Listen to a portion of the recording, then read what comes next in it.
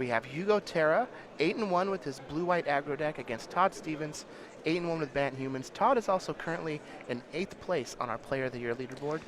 And looking sharp. He is the second best dressed man in Magic. Yeah, he comes Andrew prepared. Boswell. He comes prepared, that's for sure. Both players are just going to start off with a land that enters the battlefield tapped. Canopy Vista for Todd, Prairie Stream for Hugo.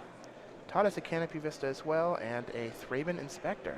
And a lot of our viewers are probably familiar with the Bant Company deck that was very, very popular, particularly in the beginning of this standard season. But the Bant Humans deck, what's different about it is, as the name says, it's just a humans deck, so it's a lot more synergy-based, which is particularly good with Collected Company, because Collected Company just lets you vomit more stuff onto the board, and you get those synergies going a lot faster and in a bigger way. So when you get to Collected Company and hit something like Thalia's Lieutenant and Reflector Mage, it's just always insane.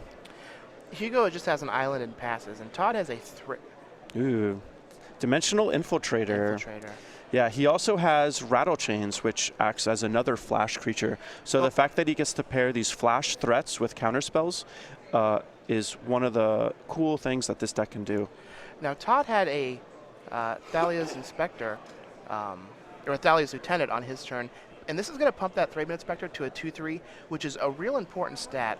All of these creatures that Hugo has that he can play at flash speed in his flyers, they're all 2-1s. Yeah. So now this 2-3 can just freely attack every turn through these creatures and just continue to pummel Hugo.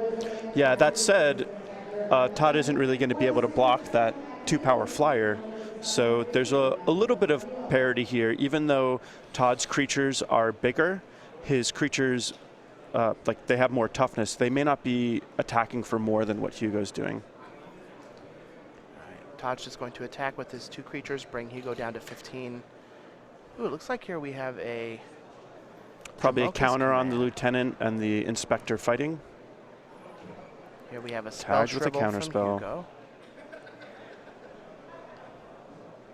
And this is the nice thing about playing counter spells and flash threats. Hugo probably had another creature he could deploy, but he gets to wait and see what Todd does, and then is able to decide, do I want to respond with a counter spell, or do I want to continue racing? Hugo's going to go ahead and attack Todd with his Dimensional Infiltrator. It's going to bring him down to 16. He's going to deploy a Bygone Bishop. And Bygone Bishop is a great card. Not only is it a flyer, like so many other cards in this deck, but it's a good source of card advantage. So if you're trying to one-for-one a lot of your opponent's stuff, this is a great way to get ahead in that situation. Unfortunately, Hugo doesn't have a land drop, so generating those clues, while they are a source of card advantage, they're only a source of card advantage if you actually get to cash them in. So if Hugo just misses a bunch of land drops, he may find himself with a bunch of clues on the board instead of cards in his hand. Bygone Bishop was the card that first kind of bust on the scene at the Season 1 Invitational earlier this year in Columbus. Jerry Thompson used it in his mono-white humans deck. Yeah, it's a great card. Todd's going to Collected Company here. He's going to find a Duskwatch Recruiter and a Lambholt Pacifist, who are both humans, so 2 counters are going to go on that Thalia's Lieutenant, which is just part of the synergy that we're seeing here from this Bant Human deck. Yep. This Bant Humans deck. If one of those creatures had been just another Thalia's Lieutenant, then he could have pumped his entire board in addition to just that one Lieutenant. Yeah, and that's one of the things that makes this Bant Humans deck really good. Not only is getting your creatures bigger good because they're bigger creatures, but it also protects them from things like Languish or Radiant Flames. It can protect them against cards like Grasp and Darkness if they get big enough. And it also means that it's easier for you to bash through tokens. So it looks like we have a Reflector Mage for Hugo. He's going to get a clue from his Bygone Bishop, and he's going to bounce one of Todd Stevens' creatures. Let's see what he decides to choose here. So a lot of times you would prefer to bounce something with +1/+1 counters on it, because you know when it gets replayed it'll have less of them, but the Thalia's Lieutenant is a particularly good target for Reflector Mage, and neither is the Thraben Inspector, because both of them have come into play abilities.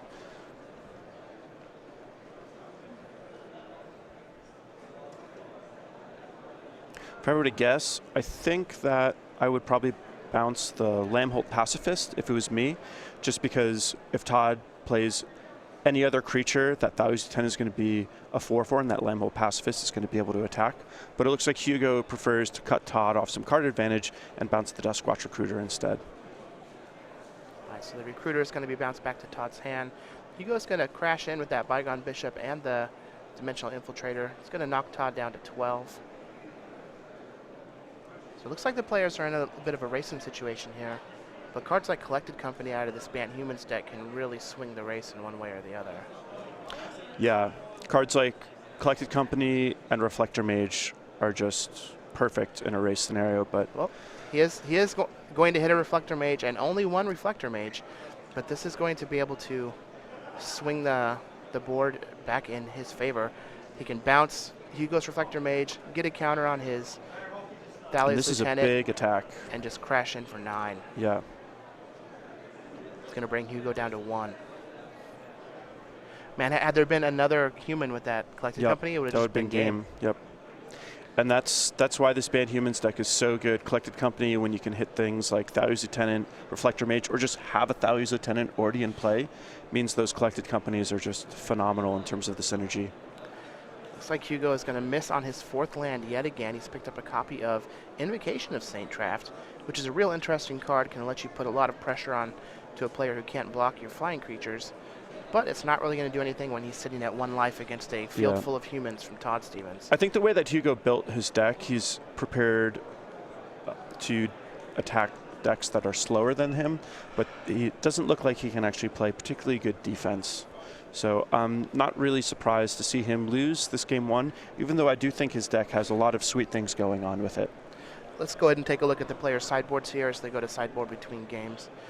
We have 2 Hollowed Moonlight, 2 Secure the Waste, 4 Silk Wrap, 2 Stasis Snare, 3 Negates, a Dispel, and an Invasive Surgery for Hugo. How do we think he's going to sideboard? So I think one of the cards that Hugo is going to want to fight are Collected Company and then also the Dromoka's Command. I think he's going to have the best plan if he's able to fight those powerful spells and be able to basically race in the air. So I think Hollowed Moonlight is going to come in.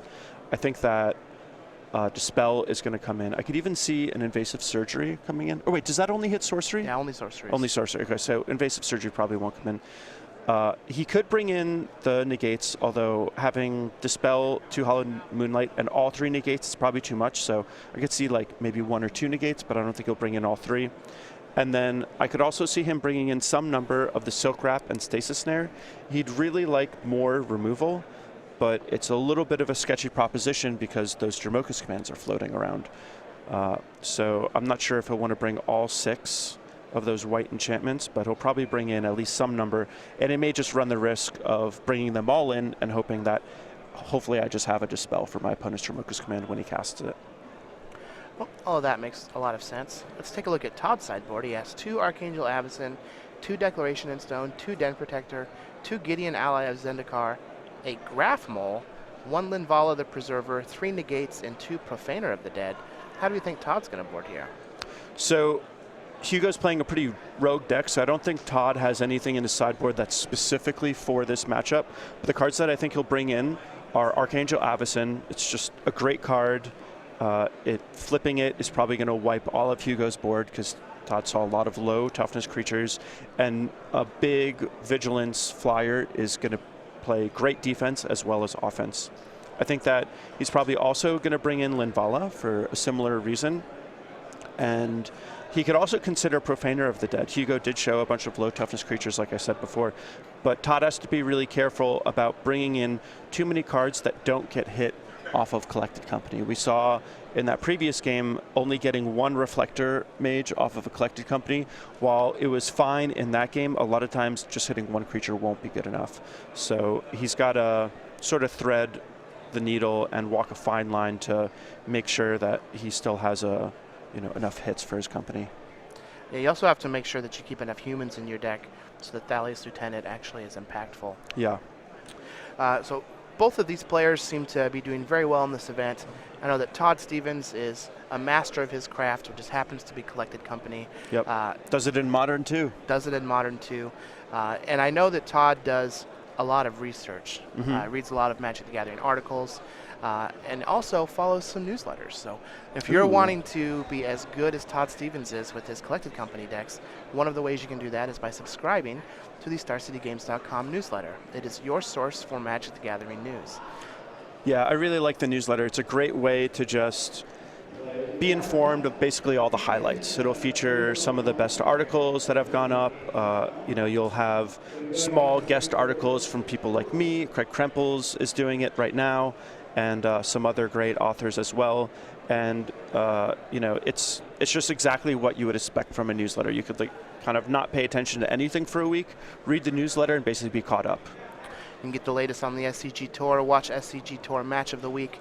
You can receive exclusive deck lists and advice, catch up on all the event results, and even read an exclusive Cardboard Crack comic.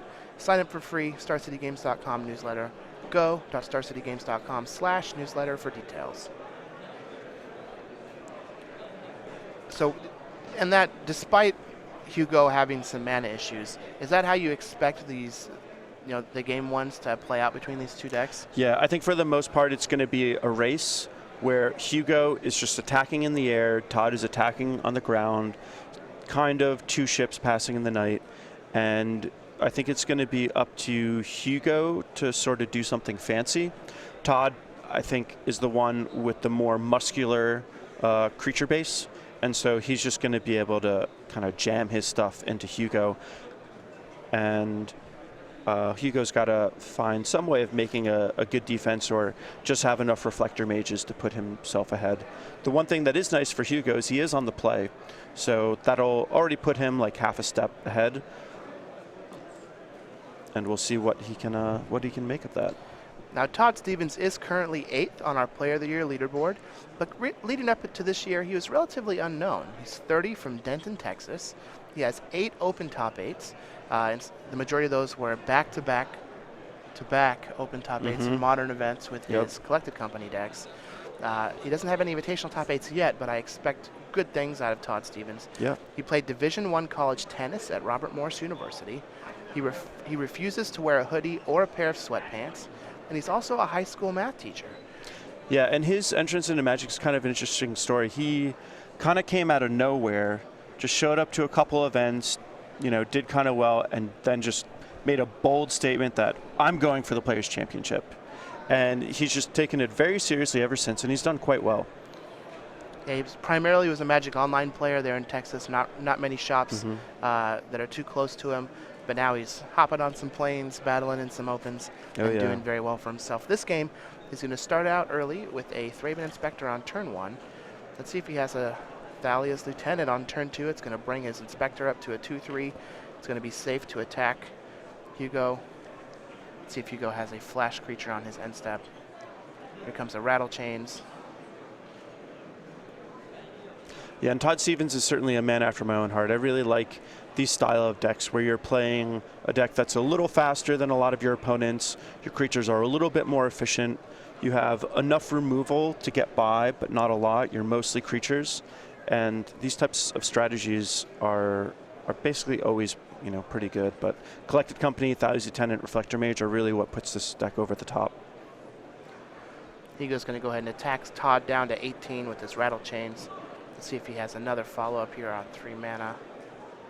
It's going to be Reflector Mage on the Thraben Inspector. So Todd's going to have to take a turn off of replaying that Thraben Inspector, but let's see if he has something else to add to the board. Having your Thraben Inspector bounced really isn't that bad. Having to crack your clue this turn and maybe missing your land drop, that's pretty bad. Yeah, Todd's just going to crack his clue, not going to find another land, pass the turn back to Hugo. Let's see if Hugo can capitalize on that. And he's got a Hallowed Moonlight. So a lot of times it's pretty hard to play in a way where you can hold Hallowed Moonlight open. Obviously, in this situation, it's going to be really easy because Todd Stevens doesn't even have the mana for Collected Company. But because Hugo has all these flash threats, Hallowed Moonlight is probably better in his deck than like any other deck we've seen. Hugo's going to attack Todd down to 14 with his Reflector Mage and Rattle Chains. Todd's going to try and reload here with another copy of Thalia's Lieutenant. And this will make the Thalia's Lieutenant that's already on the board into a 3/3, which is pretty sweet. Oh, that's too many. There we go. It's also going to make any of these Thraben Inspectors that Todd has in his hand. Yeah. Potent threats by pumping the remaining Thalia's Lieutenants. Hugo does have a Dimensional Infiltrator on Todd's end step. And now that he's ahead on the race and building a pretty formidable flight board here. Oh, this is a good Declaration of Stone. Declaration of Stoning 2 of your opponent's cards when he is missing land drops is certainly how you want to play Declaration of Stone. Yeah. That was rough. Looks like Hugo is also missing land drops, but he is way ahead on board. He's going to attack Todd Stevens for 6, bring him down to 8. That Declaration is going to exile both copies of Todd's Thalia's Lieutenants. He's going to get 2 clues. And this is just not looking very hopeful for Todd Stevens. Yeah, everything's relative. It's okay to miss land drops as long as you don't miss as many as your opponent. So it looks like Todd's thinking of firing off one of his own Declaration of Stones just to play some defense. Because he's at 8, he may just be drawing dead, and I think that's the conclusion he just came to. Yeah. So Hugo Terra is going to take game 2 over Todd Stevens. Both players we've seen both games have just been decided by players plagued by having land issues. Hopefully we can have a straight up game for game 3 where both players can just fling their cards back and forth at each other. In the meantime, they do get to re-sideboard. Do we think either player is going to change anything around? I don't think either player is going to do anything different on the player of the draw, although I would say that Hugo's counter spells are probably a little worse on the draw. So if he was shy on the enchantment removal before, he'll probably bring more of it in now. Yeah, I can definitely agree with that. Now that Todd's going to be on the play, I do like maybe even bringing something like Gideon Ally of Zendikar is just a way to use the Anthem to further make your team better than your opponent's team when you're attacking in. But all of these different sideboarding strategies that you can employ either on the play or the draw take practice. Oh yeah, gotta practice. And you gotta be able to practice it. And one of the best ways to get some practice in is by playing during the week. Yeah. And hit your local store. And you can do that at your local store with Star City Games Game Night. Not only can you get practice with your sideboarding strategies, but you can get these really sweet foil cards and pins, like we see here for June. Otter Spell. Yeah, we got some good names on Twitter. One of the ones that was cool was just Otto. Pretty Otto's simple. Pretty good. But we had a couple of good spin-offs. I had Kaiser von Otto Spell. Yeah. And then you had Nado. Yeah, I like Nado. I like Nado too. Yeah, it just has that no in it. Exactly. And then in July, you can get Snipcaster Mage, which makes me chuckle every time I say the name and look at the picture. And we need some good names for that one, so hit us up on Twitter. Let us know what you guys think. You gave us a ton of ice cream flavors yesterday, which were great to look at all through our breaks, and hit us with some names for this one too. Yeah, I'm going to be compiling some awesome ice cream names.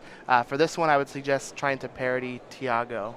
This is Tiago Chan. Yep. And then in August, you can get Young Burrowmancer. So I do want to say that I feel a little slighted that there's yet another red elemental token, but this one is cool enough that I'll let it slide. Yeah, I like it a lot too, but don't worry, I still got some CVM elemental tokens that I bring with me. So if you're interested in having game night in your local game store, let the owners know. Go.starcitygames.com/game night for more details, and they can get signed up and get those packages sent out right away.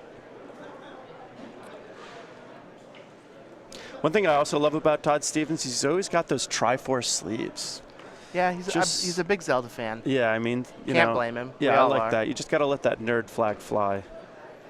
And he's just so well dressed. Yes. He actually wrote an article on Star City, StarCityGames.com, shortly after he, did well on a few opens in a row. And the article wasn't about like strategy for his deck. It was about his philosophy on dressing well. And it basically just breaks down to, the same idea, dress for the job you want, not the job you have. If you feel good and look good, you're going to play good. Yeah. Well, is his strategy. So it's, he just wants to present himself in a professional manner. Yeah. He wants to, look good, makes himself feel good, and then he can perform at the level that he wants to in the events. Yeah, I can really sympathize with that philosophy. I know that there's a another Potter. I'm blanking on his name. For those of you who don't know, I'm also a Potter. But there's another Potter who works in his studio in a suit every day. Just puts an apron on, rolls up his sleeves, but he's in a suit, making pots, flinging clay all over the place, and that's just how he rolls. Yeah. And he makes some of the most pristine objects. A lot of people will talk about rising to the occasion and, various kind of catchphrases like that to sort of speak of this philosophy, but really dressing your best for a situation that you want to do well and you want to do your best in, just kind of sets the tone even before you show up to the event. You're kind of looking at yourself in the mirror and you're saying, I'm going to do a good job. Yeah, and in that article, he has a clip from a movie, and I can't remember the name of the movie, but it has Steve Carell in it, and this guy is like trying to teach him how to, change his life, moving on from splitting up with his ex-wife to go out into the dating scene. And there's a bit where he's just like, be better than the Gap. Nice. So that's just like Todd's mantra is be better than the Gap. All right. I still like my sweatpants on the weekdays, after work, but yeah, I'm not going to give up sweatpants and hoodies. Yeah. But I do respect Todd for his Yep. fashion sense. It looks like Hugo is needing to change his sleeve out here. So we're going to go into Game 3. Todd Stevens is on Bant Humans, currently 8th on our Player of the Year leaderboard. Hugo Terra is on Blue-White Aggro, highlighting just a bunch of flyers, along with some counterspells and planeswalkers. Both players are 8-1 going into Day 2, so they are in very good shape to top 8 this event. X3 will likely top 8. X3-1 might even have a chance. So both of these players do have 1 or 2 losses to give still before they can get into the top 8 of this event. Good luck to both of them. Yeah, for sure. I'd have to give an edge to Todd, not only because he's on the play, but for the reasons I was speaking about before, where I just felt like he had the slightly more efficient, more muscular creature base, and Hugo's going to have a hard time playing defense, and Todd should be ahead. That said, I do like Hugo's deck quite a bit. I think it's really interesting, and I think against any deck that's slower than his, he's going to have a phenomenal matchup. But in this situation, I think he's not quite as prepared as how we would like to be. So you'd say the creatures in Todd's deck have been going to the Tarmogoyf gym? Oh yeah, They're working out. They run the Tarmogoyf gym. Thalia's Lieutenant's like bench presses 1,000,000 pounds. All right. Well, Todd's just going to start out with a couple of enter the battlefield tap dual lands. Hugo does have a basic island and a basic plains. Todd's likely going to deploy some creature to the battlefield this turn, and then Hugo can flash in something else on his end step and then take his third turn. And so it's nice to see that Todd has basically all of his mana online. He's got land drops, he's got all of his colors. It's a little unsettling that he doesn't have any creatures to play yet, though. That's a little interesting and surprising, to be frank. Over the course of 3 turns, I'm wondering if his hand is just like mono collected company. Yeah, you can certainly justify. Wow, another missed land drop from Hugo. Yeah, Hugo's going to miss his land drop, and it looked like he had a copy of Hallowed Moonlight in his hand. So if Todd does have collected company, he might be able to snipe that company from Todd. Todd's just going to play a 4th land and pass back. Hugo is not going to bite on another flash creature, just going to attack with his Infiltrator, bringing Todd down to 16. Yeah, normally you're pretty comfortable doing less on the first 3 turns if it means you're going to be casting a collected company, but out of Hugo's deck, you have to worry about not only Hallowed Moonlight, but you've seen counter spells, and if those collected companies don't resolve, they're not nearly as good. So I'm pretty surprised by Todd's draw, and I wonder what his opening hand actually was. Well, Hugo did pick up a 3rd land in Evolving Wilds. Todd is still going to just play land go. Now, it could just be that he has a bunch of Thalia's Lieutenants in his hand and he's waiting for a human to try and get some value on it. But even then, I still feel like I would want to be. I feel like that's unlikely. I probably would have run those Thalia's Lieutenants out anyway. He might have an Archangel Avacyn here. I think he does, which is sweet, but doing nothing for 4 turns, then playing Avacyn on turn 5, I mean, you've given Hugo a ton of time to draw any counterspell, and then, you kind of sunk your battleship. Well, Hugo's going to attack with his Infiltrator. Todd's going to try an Archangel Avacyn. If we do see a counterspell here, it might open the window for Todd to start resolving some collected companies. We have a stasis And he does bring in the there. stasis snare. So this could be a little bit of a liability for Hugo. He could run into a situation where Todd plays a creature, any 3 toughness creature, and then is able to Dromoka's Command, fight, and make Hugo sack an enchantment. That would be a huge play. He may even be able to wait until Hugo makes an attack in a subsequent turn so that that Avacyn can jump out of that stasis snare and into combat and gobble something up. Looks like we're going to get a collected company from Todd here. So I wonder if Todd actually had that collected company on turn 4 and chose not to play it because he's worried about counter magic. That would be a pretty heads-up play. Hugo doesn't have a lot of pressure, so Todd was he had the time to kind of take things a little slower and try to get them to line up more in his favor. And I'm kind of curious to know if he actually did make that play. Well, collected company is going to hit a Lamholt Pacifist and a Reflector Mage. It's going to bounce that Dimensional Infiltrator back to Hugo's hand. Hugo did find a 5th land, though, so both players have plenty of mana available to him. Let's see how Hugo decides he wants to navigate his turn. I feel like the most likely thing for Hugo to do is just play a Reflector Mage, get that Lamholt Pacifist out of the way, and then hold up 2 mana for either Hallowed Moonlight or the Rattle Chains that I believe is in his hand. Doesn't that card have flash? It does, so it looks like he's just going to play a Rattle Change and then pass the turn. A little surprising to see him play that now, but actually I guess he probably just wants to play something so the Lamholt Pacifist doesn't flip. So that play makes sense. Yeah, you definitely don't want the Pacifist to flip. Ooh, Todd does have a copy of Dromoka's Command in his hand, which could be really big game with that Stasis Snare on the battlefield covering up that Archangel Avacyn. So in this situation, he can afford to be patient with that Dromoka's Command. He doesn't have to fire it off. And he may be able to bait Hugo into tapping his mana by playing another spell first or going into combat. So I don't think that Todd will just fire off the Dromoka's Command because it seems pretty valuable. And he's not under any kind of time crunch to do it now rather than later. Looks like he's got a Reflector Mage. Which is a great play. Reflector Mage is always good. Can't go wrong with that. Yeah. Mana War is a pretty good card, right? Yeah. I played with the original Mana War. Yeah, so did I. That was in like Mirage or Visions? Visions. Visions, yeah. And Portal. Mm-hmm. Fancy. Yeah, I remember Mana War and Allurin being in a standard deck at one time. That was 100 years ago. 100 years ago, yeah. Oh, Todd Stevens is going to bounce that Rattle Chains with his Reflector Mage. And now Going this to is a attack great with Todd opportunity for that Stevens. Dromoka's Command. Todd taps 2 mana, lays down the Dromoka's Command, and Hugo's got to be feeling awful. This is such a blowout. I know for myself, every time I brew some sort of white-based, like, mid-range aggressive deck, I always just ask myself, what am I going to do if my opponent has Dromoka's Command? It's just so brutal. Todd's going to put a counter on his Pacifist and make Hugo sacrifice an enchantment, which is going to bring that Archangel Avacyn back onto the battlefield. And all of a sudden, this game went from being slightly ahead to very, very far ahead for Todd Stevens. Yeah. Reflector Mage on that Archangel Avacyn is going to hold it off for another turn or so, but Todd still has it in his hand. He can still deploy it. And now that Lamholt Pacifist can start attacking. It is a 4/4.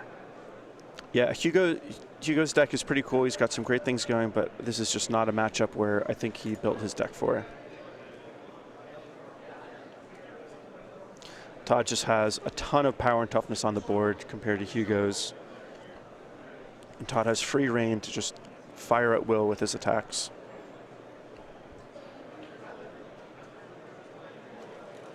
Todd is down to 12, though. Yeah, but he's going to catch up on that life deficit real fast.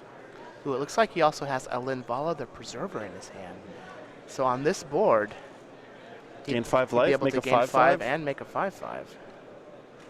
He's probably a little worried about a counterspell, but he saw the 3 mana counterspell before. I don't think he's seen a 2 mana counterspell yet. So you know, it's more likely he's going to play around the thing he saw rather than the thing he didn't. Exactly.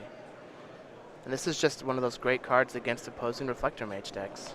This is just a great card. I had it in my sideboard last weekend, and I felt like every single time I played it, I just won the game. Fortunately, Hugo actually has a Clash of Wills.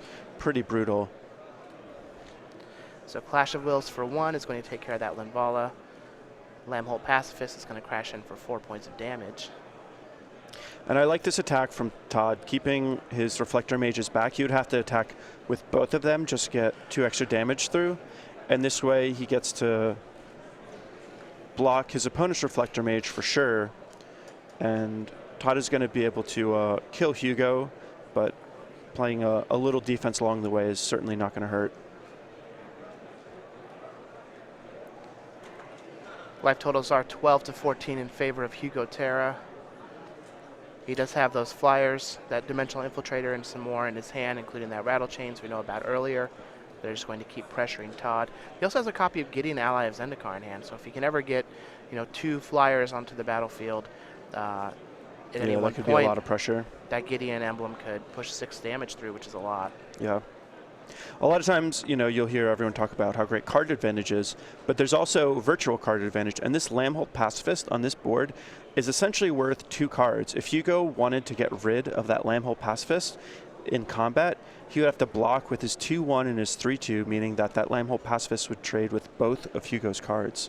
So, just having a big creature is worth more than just the 1 card in a lot of scenarios, especially in these matchups where it's mostly creature-on-creature combat. Having the bigger creatures really is a monumental advantage, not just in terms of the face value of the size, but also the implications of, how it's going to trade inside of combat and being worth more than just 1 card. Well, Dimensional Infiltrator is going to crash in for 2, bringing Todd down to 10. Hugo is going to use his Gideon, Ally of Zendikar, to make a 2/2 Knight Ally token. We'll go ahead and get a larger dice on there so everybody at home can see it, and get an actual Knight token. And for Hugo's sake, I hope that he has a Dispel at the ready. He may make this play anyway, but I would be a little concerned about my Gideon just dying here. If Todd has any removal spell, he's going to be able to take this Gideon down. Or even just another Reflector Mage. Yeah.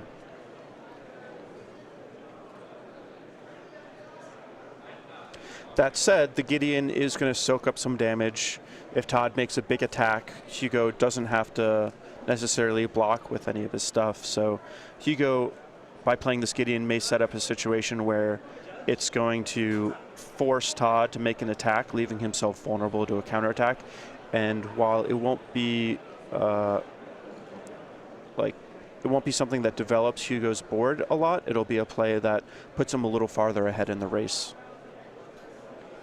What could be an interesting play here is Todd doesn't know that Hugo has another copy of Reflector Mage in his hand, but if Todd were to Reflector Mage Hugo's Reflector Mage here, it creates some good attacks and even strands that other Reflector Mage in Hugo's hand for a turn, which could be pretty important. Ooh, so here's a Reflector Mage on the Knight Ally token. A Declaration in Stone on Hugo's Reflector Mage is going to give him a clue. And this frees up that Pacifist to kill Gideon, and then Todd to get in 4 points of damage, and he has a pretty big board at this point. Yeah, and so this is a situation where not only does he get to kill the Gideon, but he gets to push damage and answer most of Hugo's board. So this is definitely something that, a series of plays that puts Todd in a commanding position. Now they're both even on life. Hugo has a very small board. Granted, he has an unblockable attacker, but that attacker is small and it does not get to play defense, and Todd starting to create an overwhelming board presence. I also like Todd's decision to bounce the token and Declaration of Stone his opponent's Reflector Mage. Todd would rather his opponent have a random card from his library than a Reflector Mage on layaway. Yeah.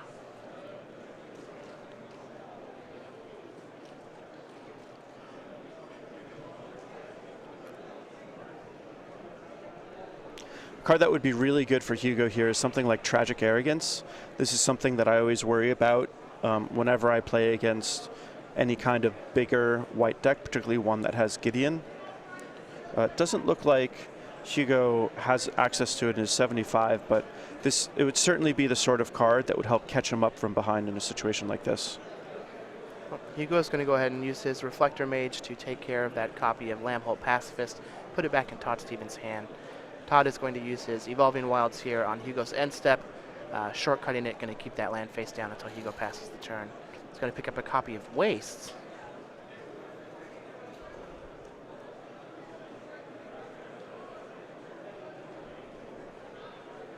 So it seems like some sort of confusion about the players. One thing that's been interesting this game is Hugo's had that, what's it called? The Hallowed Moonlight in his hand for quite a while, and he has not been able to tag a Collected Company. And this is one of the problems about playing a rather narrow card. Granted, you can always cycle your Hallowed Moonlight, so that, you know, that means that a lot of players will sort of justify playing it. But it, if you just have it in your hand, your opponent doesn't draw a Collected Company, or they are able to cast it when you're tapped out, that Hallowed Moonlight can get stranded and be a little bit of a detriment, which is not what you want from a sideboard card. Well, Hugo does have a copy of Rattle Chains on Todd's end step. Now, Todd is not replaying that Pacifist. That way he'll have 9 mana available to pay the 4 on a Spell Shrivel to resolve that Archangel Avacyn that he has in his hand. It's been there almost this entire game at this point. Yeah, and Archangel Avacyn's one of the best cards that he could play. This not only plays around Spell Shovel, but if Hugo doesn't have a land drop, it plays around Clash of Wills also. So I like that play from Todd. Very heads-up play from Todd Stevens, who is currently 8th on our Player of the Year leaderboard. So he is no stranger to playing these high-profile matches. And looking to move on up. Yeah. This is still a very close game, though. Mm-hmm. Hugo would have really liked to face a deck that was heavier on removal. Like those Rattle Chains could be blowouts against someone who doesn't know his deck list, and who would know his deck list. Yeah. Well, Hugo is going to attack with that Dimensional Infiltrator and a Rattle Chains. Todd Stevens is going to flash in his Archangel Avacyn. 4 mana at the ready. This will cover a Spell Shrivel or a Clash of Wills for 4.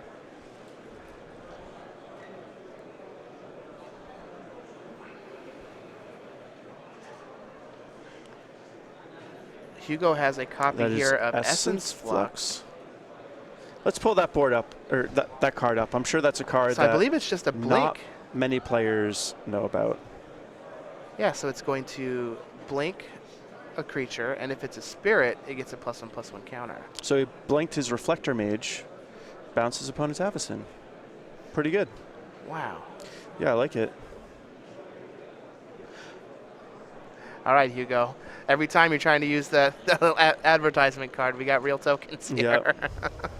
He's just going to play Gideon, make a 2/2. This is a real tough spot for Todd. He's at 4. They're lethal flying attackers on the battlefield, and he can't replay his Archangel Avacyn. Yeah, and Todd looked great, and I'd said, earlier about the matchup that I felt like Todd would likely be ahead and Hugo would have to do something fancy to catch up.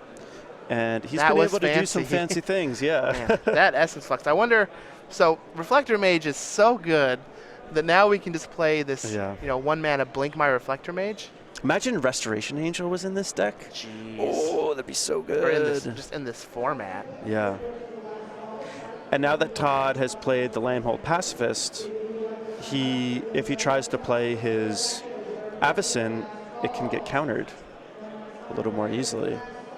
So Todd has really got to be sweating this. He knows that he was in an extremely dominating position, and somehow it has just sort of slipped through his grasp, and now he's wondering, what am I going to do here? It's in kind of bad shape. I think the key point in this game starting to slip away from Todd was when his Linvala got countered by Clash of Wills. I agree. And the reason for that is Todd made 1 play on his turn, but Hugo was able to build his board and completely counter Todd's turn. And those are the kind of plays that put you ahead, catch you up from behind, and really ensure that things snowball in your favor. So Hugo has found his 6th land. I think that we just plus Gideon and crash with our Flyers and the Gideon here. Yeah. And so long as Hugo has a counterspell, I think if Todd just has the Avacyn, things are going to be pretty bad.